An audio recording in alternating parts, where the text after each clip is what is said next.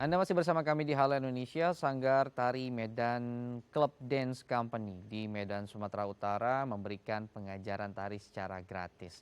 Dengan membawa misi cinta budaya Indonesia, Sanggar Tari ini mampu berkiprah hingga ke luar negeri. Lemah gemulai seketika dapat berubah menjadi sebuah aksi yang heroik. Begitulah gerakan para penari yang sedang berlatih di Sanggar Tari Medan Club Dance Company atau MCDC Indonesia yang terletak di Kelurahan Pasar Merah Timur, Kota Medan, Sumatera Utara. Muhammad Nursyam atau Mancu adalah sosok yang memperhatikan betul bagaimana para penari mulai berlatih di sanggar yang ia dirikan. Uniknya lagi, sanggar tari yang berdiri sejak tanggal 1 Januari 2000 ini tidak memungut biaya bagi mereka yang ingin belajar tari-tarian tradisional. Tidak hanya di Indonesia, Mancu juga menampilkan tarian tradisional ke Asia Tenggara bahkan India. Sanggar tari miliknya juga pernah diundang untuk menari di Jawaharlal Nehru University, salah satu universitas di Delhi pada tahun 2015 silam. Hal ini menjadi sebuah kebanggaan bagi Mancu dan timnya lantaran bisa membawa nama Indonesia sekaligus memperkenalkan keanekaragaman budaya khusus di Sumatera Utara.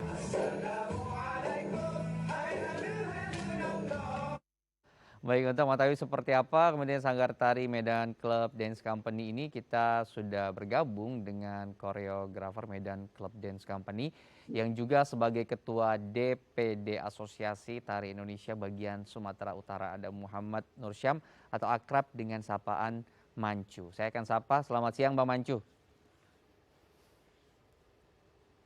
Selamat siang, Bang.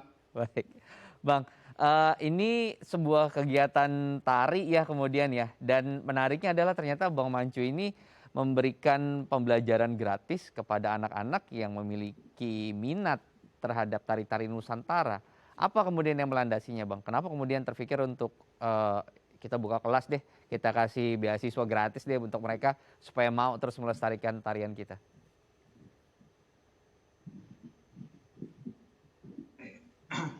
Ini lebih kepada ada dua alasan.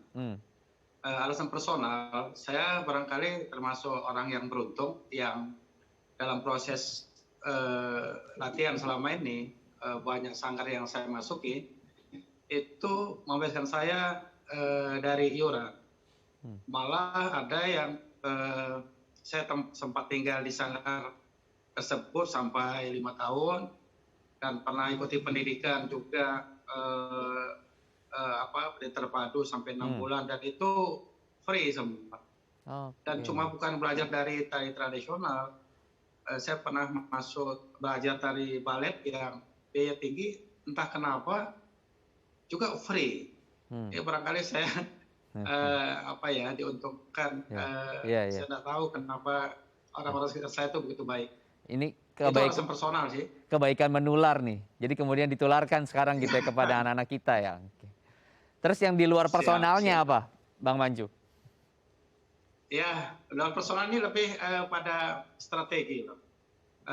Saat ini, bukan saat ini sebenarnya, kita tahu di zaman yang sekarang kita tidak bisa menolak budaya luar ya Bang. Betul. Karena dia masuk sampai ke ruang-ruang pribadi. Kita hanya bisa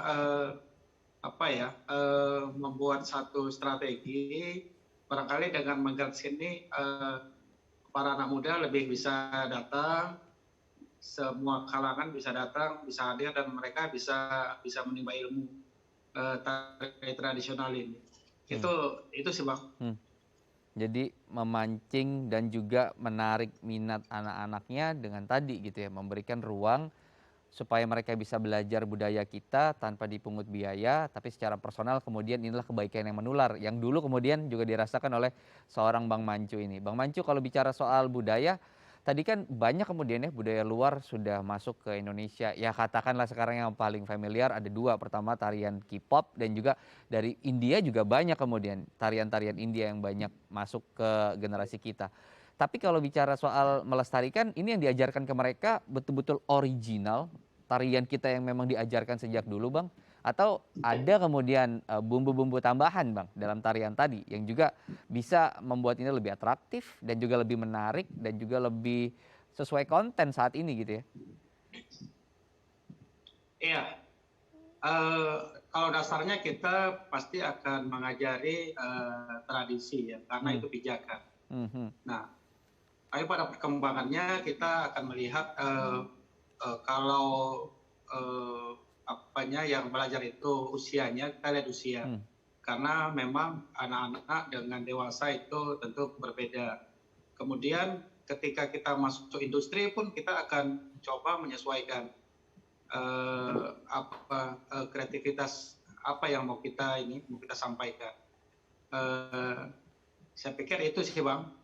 Jadi kita memang menyesuaikan pasar, bukan pasar sebenarnya, ruangnya. Ya. Mana yang untuk tradisi, mana yang kita harus kreasikan.